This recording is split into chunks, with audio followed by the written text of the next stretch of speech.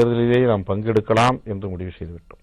2 முறை சிதம்பரத்தில் நீங்கள் தேர்தல் போட்டியிட்டு தோல்வியுற்றீர்கள். ஆனால் 2 முறையும் வாங்கிய வாக்குகள் முதல் முறையை விட 2வது முறை அதிகமாக வாங்கினீங்களா? ஆமா, அதாவது அப்ப 3வது அணியில் போட்டியிட்ட வேட்பாளர்களிலேயே அதிகம் வாக்குகள் பெற்ற வேட்பாளர் நான் தான். அப்போது ப. சிதம்பரம் அவர்கள் கூட சிவகங்கையிலே போட்டியிட்டார். முன்னாள் அமைச்சர்கள் பல பேர் 3வது அணியிலே போட்டியிட்டார்கள். 1,00,000 அதற்கும் குறைவான வாக்குகளைத்தான் எல்லோரும் பெற்றிருந்தார்கள்.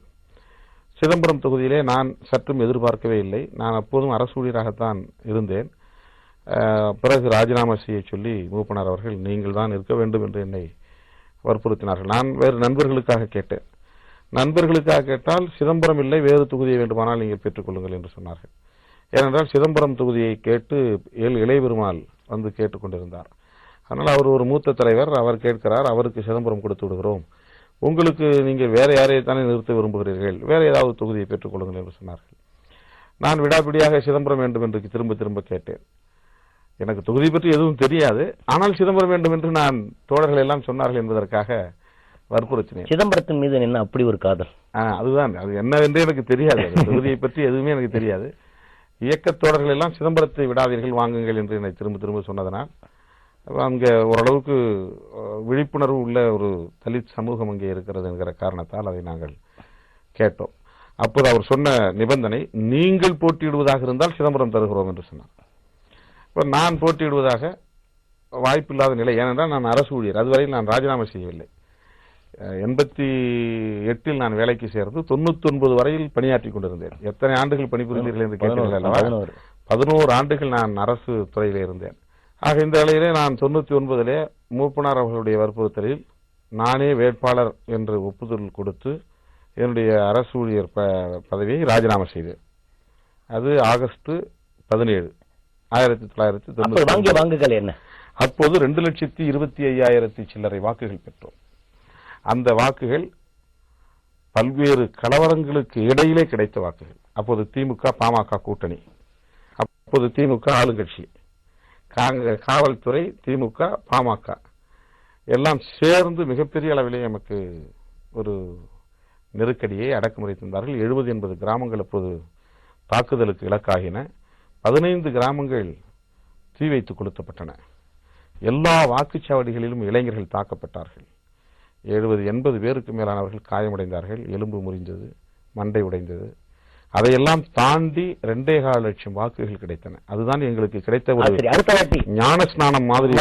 அதுக்கு அடுத்து 2004, இடையிலே 2001 வந்தது. 2001 அந்த 99 தேர்தலில் எப்படி ஒரு 3வது அணி உருவாகி எங்களுக்கு போட்டியிடுகிற வாய்ப்பு கிடைத்ததோ, அப்படி 2001 கலைஞரோடு சேர்ந்து போட்டியிடக்கூடிய ஒரு வாய்ப்பு கிடைத்தது.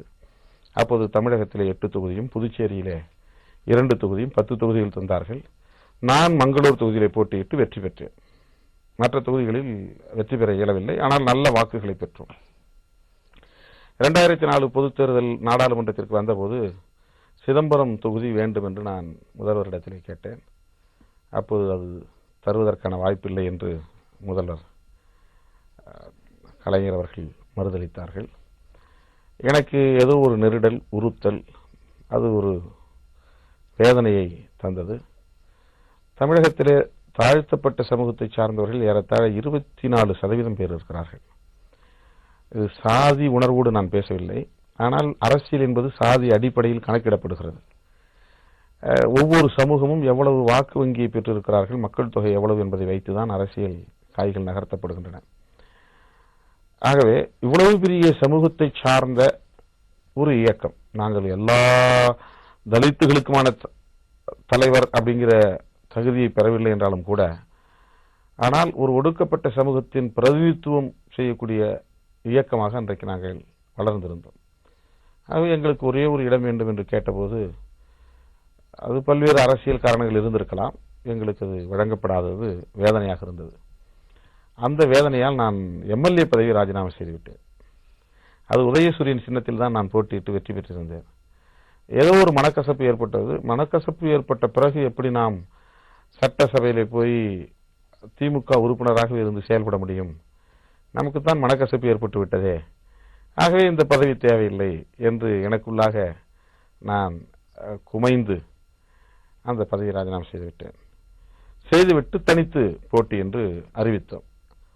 அந்த நேரத்தில் டாக்டர் கிருஷ்ணசாமி, ராஜகண்ணப்பன், அப்போது வெறுங்கண்ணப்பன், இப்போதுதான் ராஜகண்ணப்பன், அவர் மூவரும் நாங்கள் சேர்ந்து பேசுவோம் என்று என்னை கூப்பிட்டார்கள். நாங்கள் 3 பேரும் சேர்ந்து பேசி ஒரு புதிய கூட்டணியை, மக்கள் கூட்டணி என்ற ஒரு புதிய கூட்டணியை உருவாக்கி முலாயம் சிங்கிடம் போய் சைக்கிள் சின்னத்தை பெற்று வருவது என்று கண்ணப்பன்களை அழைத்துக் கொண்டு டெல்லிக்கு போக, அங்கே நாங்கள் எதிர்பாராத விதமாக ஜார்ஜ் பெர்னாண்டஸ் அவருடைய உதவியாளரை சந்திக்க நேர்ந்து, அவர் எங்களை அழைத்துக் கொண்டு போய் ஜார்ஜ் பெர்னாண்டஸிடம் விட எல்லாமே எதிர்பாராத நிகழ்வுகளாக அமைந்துவிட்டன. அவர் எங்களோடு நீங்கள் சேர்ந்து நில்லுங்கள், நாங்கள் இந்தியா முழுக்க போட்டியிட விரும்புகிறோம், நாம் உங்களோடு கூட்டணியில் இணைந்து கொள்கிறோம், எங்கள் சின்னத்தில் நீங்கள் போட்டியிடுங்கள், அம்பு சின்னத்திலே போட்டியிடுங்கள் என்று சொல்ல, அதற்கு உடன்பட்டு முலாயம் சிங்கையே சந்திக்காமல் அம்பு சின்னத்தில் போட்டியிடலாம் என்று நாங்கள் போட்டியிட்டோம். இஸ்லாமியர்கள் என் மீது ரொம்ப அன்பும் மரியாதையும் வைத்திருந்தார்கள். அந்த தொகுதியிலே எனக்கு வாக்களிப்பதாக முடிவெடுத்திருந்தார்கள். ஆனால் ஜார்ஜ் பெர்னாண்டஸோடு நீ கூட்டணி வைத்திருக்கிறாய், அது பாரதிய ஜனதாவில் தேசிய முன்னணியில் அவர் முக்கியமானவர், அதனால் எங்களால் வாக்களிக்க முடியாது என்று கடைசி நேரத்திலே அவர்கள் கைவிட்டு விட்டார்கள். அப்படி இருந்தும் கூட 2004ஆம் ஆண்டு நடந்த தேர்தலில் என்னோடு கூட்டணியில் இருந்த ஜார்ஜ் பெர்னாண்டஸ் கட்சிக்கு அங்கு வாக்கு வங்கி இல்லை. அப்போது அங்கே புதிய தமிழகத்திற்கும் வாக்கு வங்கி கிடையாது. சிதம்பரம் தொகுதியிலே கண்ணப்பன் அவர்கள் அப்போதுதான் அமைப்பு கட்டியிருந்தார். அது ஒரு அமைப்பு வடிவமே பெறாமல் இருந்த நேரம். ஆக கிட்டத்தட்ட தனித்து போட்டி என்பதுதான். ஆக தனித்து போட்டியிட்ட நிலையில் கூட 2,56,000 சில்லறை வாக்குகள், ஏறத்தாழ 2,57,000 வாக்குகள் முன்பு பெற்றதை விட 31,000 வாக்குகள் கூடுதல் பெற்றிருந்தோம். தமிழ்நாட்டு அரசியலில் தனித்து போட்டியிட்டு இவ்வளவு வாக்குகளை வாங்கிய ஒரு இயக்கம் என்று சொன்னால் அது விடுதலை சிறுத்தைகள் கட்சியாகத்தான் இருக்க முடியும்.